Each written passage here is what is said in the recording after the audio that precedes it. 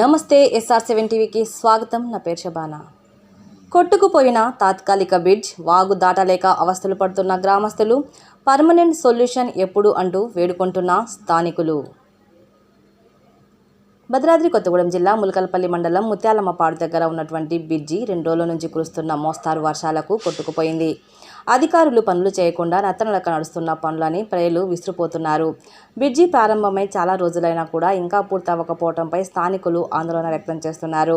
తక్షణమే బ్రిడ్జి నిర్మాణం త్వరగా చేపట్టాలని, ముందు మరిన్ని వర్షాలు వచ్చే అవకాశం ఉందని, మాకు వేరే మార్గం లేదని స్థానికులు కోరుకుంటున్నారు. Reporting by SR7 TV news, Bhadradri Kothagudem. Staff reporter కారం నాగేంద్రబాబు.